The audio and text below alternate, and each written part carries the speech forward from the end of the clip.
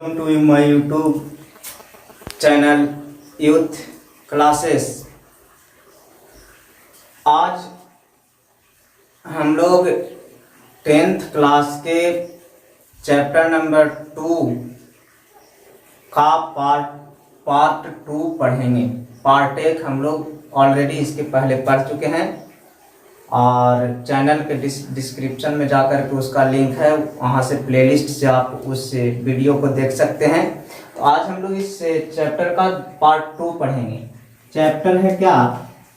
आम्ल, भस्म और लवण। चैप्टर ये आपको है। इस चैप्टर में इसके पहले वाले वीडियो में बताए थे आप लोगों को आम्ल के बारे में।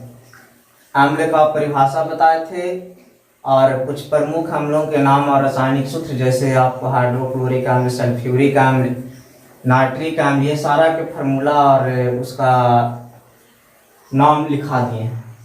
आज हम लोग पढ़ेंगे आम्ल का वर्गीकरण। आम्ल का वर्गीकरण। तो आम्ल का वर्गीकरण में पहला हम लोग पढ़ेंगे कार्बनिक आम्ल और अकार्बनिक अम्ल और अकार्बनिक अम्ल। दूसरा हम लोग पढ़ेंगे प्रबल यानी स्ट्रॉन्ग और दुर्बल अम्ल। दुर्बल अम्ल। सांद्र और तनु अम्ल। सांद्र और तनु अम्ल। ऑक्सी और हाइड्रा। ऑक्सी और हाइड्रा अम्ल। तो सबसे पहले कार्बनिक अम्ल और अकार्बनिक अम्ल क्या है, इसके बारे में जानिए। खट्टे खाद्य पदार्थों में ये जो कार्बनिक अम्ल है, आपको खट्टे खाद्य पदार्थों में पाए जाने वाले अम्ल को हम लोग कार्बनिक अम्ल कहते हैं, या फलों में पाया जाने वाला अम्ल जो होता है वो सारा आपको कार्बनिक अम्ल होता है।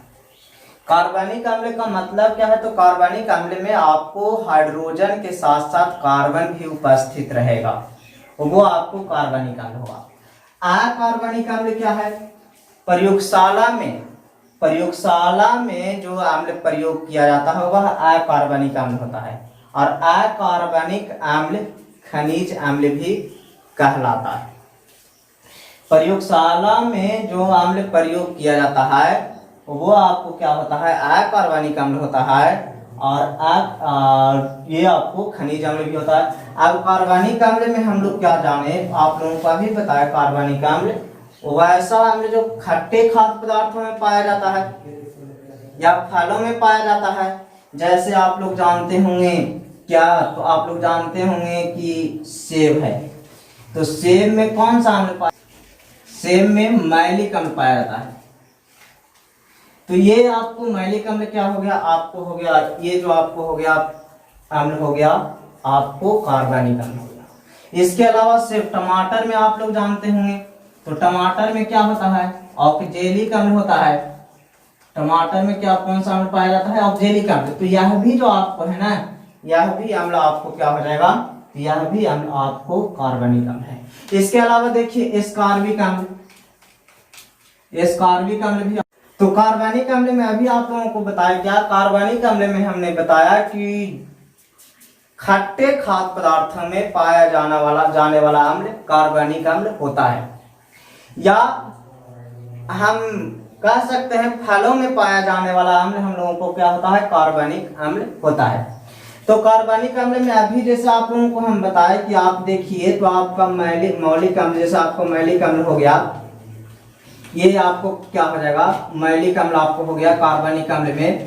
इसके अलावा देखिए तो आपको ऑक्जेलिक अम्ल हो गया, ऑक्जेलिक अम्ल आपको हो गया। इसके अलावा देखिए तो आपको एस्कॉर्बिक अम्ल हो गया, एस्कॉर्बिक अम्ल हो गया। तो ये सब देखिए क्या है, ये सब आपको जो है ये सारा के सारा जो है आपको ये क्या है, कार्बनिक अम्ल है। क्योंकि मैलिक अम्ल आपको सेव में पाया जाता है, ऑक्जेलिक अम्ल टमाटर में पाया जाता है, एस्कॉर्बिक अम्ल आपको किस में पाया जाता है, तो एस्कॉर्बिक अम्ल आपको विटामिन सी, ये आपको जैसे संतरा वगैरह में पाया जाता है। उसके अलावा आप देखिए तो सिट्रिक अम्ल, आप सिट्रिक अम्ल के नाम सुने होंगे, नींबू में भी पाया जाता है। इसके अलावा देखिए तो आपको लैक्टिक अम्ल जो दही में पाया जाता है, लैक्टिक अम्ल ये आपको किस में पाया जाता है, दही में। तो ये देखिए सब खट्टे पदार्थों में पाया जाता है। जैसे आपको मैलिक अम्ल हो गया टमाटर सेव में हो गया, ऑक्जेलिक अम्ल आपको हो गया, एस्कॉर्बिक अम्ल हो गया, सिट्रिक अम्ल हो गया, लैक्टिक अम्ल हो गया, तो ये सब आपको कार्बनिक अम्ल है। अकार्बनिक अम्ल क्या है, तो अकार्बनिक अम्ल अभी हम आप लोगों को बताएं कि अकार्बनिक अम्ल होता है वैसा अम्ल जो प्रयोगशाला में प्रयुक्त किया जाता है, वैसा अम्ल जो प्रयोगशाला में जिसका प्रयोग किया जाता है अकार्बनिक अम्ल होता है। और अकार्बनिक आपको खनिज अम्ल भी होते हैं, जैसे आपको H2SO4 हो गया जिसको हम लोग सल्फ्यूरिक अम्ल कहते हैं, HCl आपको हो गया, HNO3 हो गया, तो ये सब आपको कौन सा अम्ल हो जाएगा, तो ये सब आपको अकार्बनिक अम्ल होंगे। यानी कार्बनिक अम्ल जो आप कार्बनिक अम्ल जो आपको है वो जैसे आपको हाइड्रोजन के साथ कार्बन भी होगा, अकार्बनिक में आपको कार्बन नहीं होगा, यानी बिना कार्बन के जो अम्ल होगा इसको खनिज अम्ल कहेंगे। और ये अम्ल प्रयोगशाला में प्रयुक्त किया जाता है, इसका प्रयोगशाला में प्रयोग होता है। देखिए दूसरा जो हम लोगों को इसमें पॉइंट था, वो पॉइंट था लोग पढ़े थे प्रबल अम्ल और दुर्बल अम्ल, और दुर्बल अम्ल। चलिए यहां पर इसको देखिए, प्रबल अम्ल इसको हम लोग क्या कह सकते हैं, स्ट्रॉन्ग एसिड, स्ट्रॉन्ग एसिड। तो ये अम्ल जो है स्ट्रॉन्ग एसिड कहने का मतलब वैसा अम्ल जो जल में घुलकर पूर्णतः आयनित होकर हाइड्रोजन आयन प्रदान करता है, पूर्णतः आयनित होकर, यानी वैसा जैसे HCl है और इसको अगर जल में डालिएगा तो ये घुल करके पूर्णतः आयनित होकर हाइड्रोजन आयन प्रदान करता है, यानी कहने का मतलब काफी मात्रा में हाइड्रोजन आयन देता है।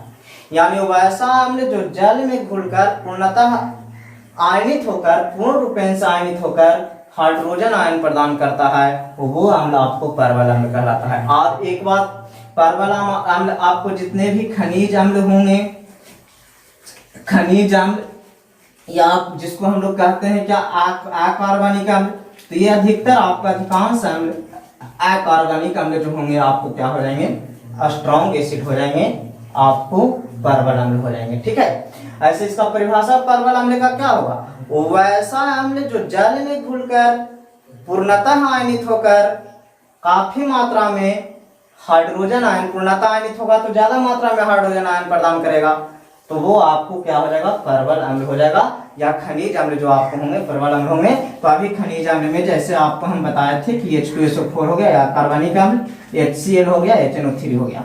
अब क्वेश्चन कभी कभी एग्जाम में रहता है, जैसे क्वेश्चन रहता है कि इनमें से कौन खनिज अम्ल का उदाहरण या इनमें से कौन प्रबल अम्ल है, स्ट्रॉन्ग एसिड है।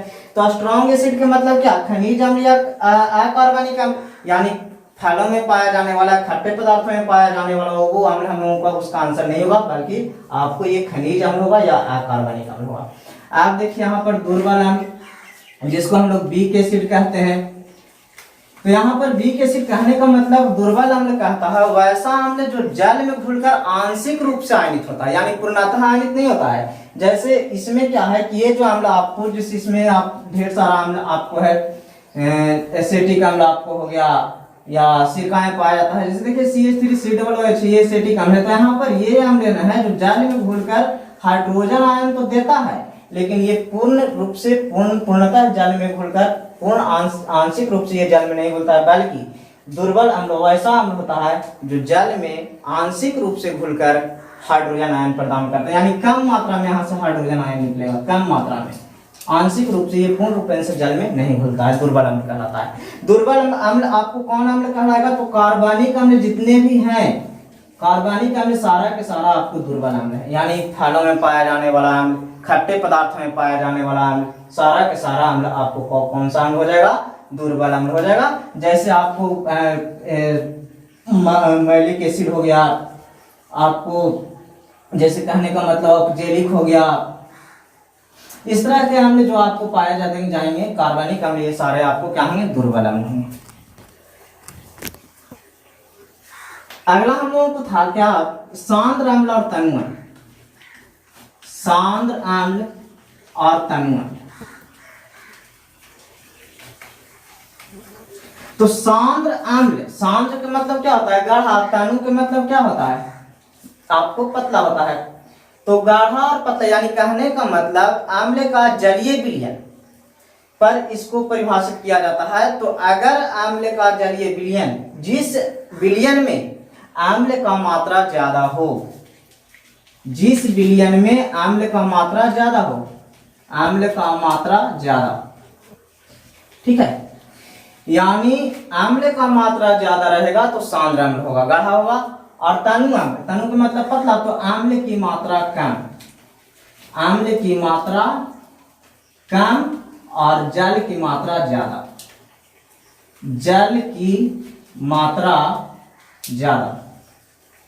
तो जल की मात्रा ज्यादा होगा तो वो आपको क्या हो जाएगा, तनु अम्ल हो जाएगा। यानी आपको बैटरी में जो अम्ल हम लोग प्रयोग करते हैं और हम लोगों को सांद्र अम्ल नहीं होता है, क्योंकि सांद्र सल्फ्यूरिक एसिड को तोड़ा जाता है, यानी उसमें जल मिलाया जाता है, तो इसमें आपको कम मात्रा में रहता है अम्ल और ज्यादा मात्रा में पानी, यानी अम्ल कम मात्रा में और ज्यादा, अम्ल का मात्रा ज्यादा और पानी का मात्रा कम, तो ये सांद्र अम्ल होगा। और अम्ल की मात्रा कम और जल की मात्रा ज्यादा, तो आपको तनु अम्ल होगा।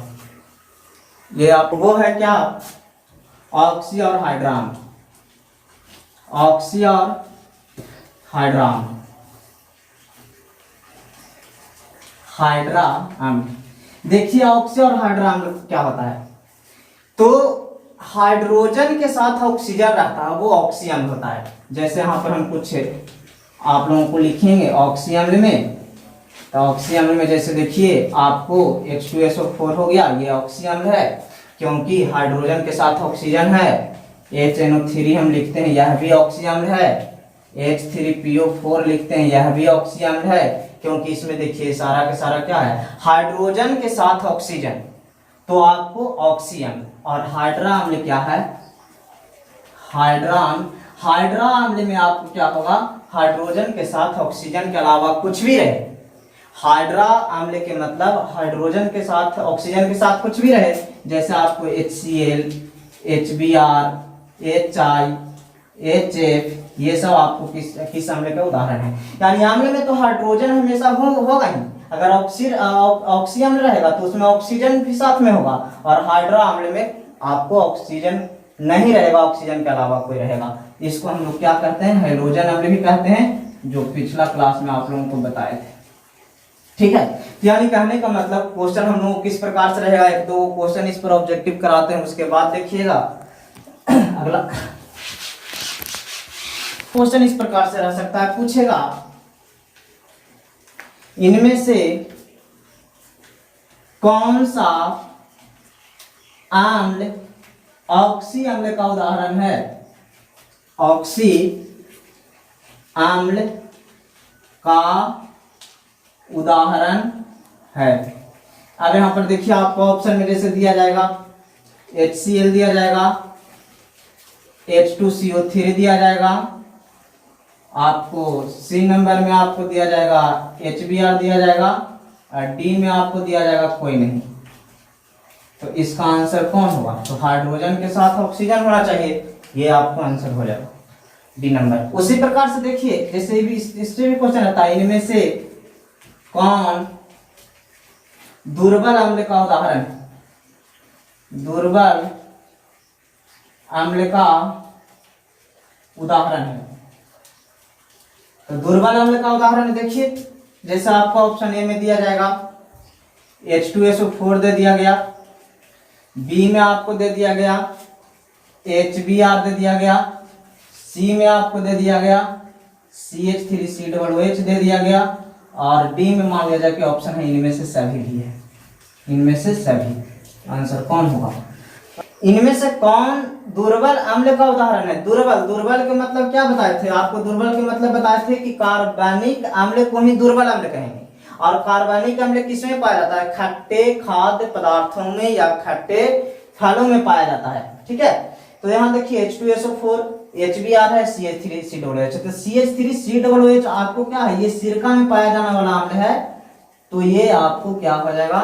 आपको ये दुर्बल अम्ल का उदाहरण हो जाएगा। या आपको ज्यादा दिक्कत है, उतना नहीं समझ में आता है, तो आप हमेशा ध्यान दीजिएगा ना कि वैसा अम्ल जिसमें अगर कार्बन उपस्थित रहेगा वही दुर्बल अम्ल होगा। इसमें कार्बन कहीं है, इसमें कार्बन कहीं है नहीं है, यहाँ कार्बन है, तो ये आपको दुर्बल अम्ल हो जाएगा। अब यहाँ पर समस्या आएगा कि अब H2CO3 भी लिख देंगे तो क्या यह भी दुर्बल अम्ल है? तो हाँ, यह भी दुर्बल अम्ल होगा। कार्बन है, यह भी दुर्बल अम्ल होगा। Thank you. आज के क्लास में इतना ही। अगला पार्ट जल्द ही आप लोगों को के लिए हम लेकर आएंगे, लेकिन इसके पहले आप लोग चैनल को सब्सक्राइब कीजिएगा और ज़्यादा से ज़्यादा शेयर कीजिएगा, ताकि वीडियो आगे हम आप लोगों को प्रोवाइड करते रहें।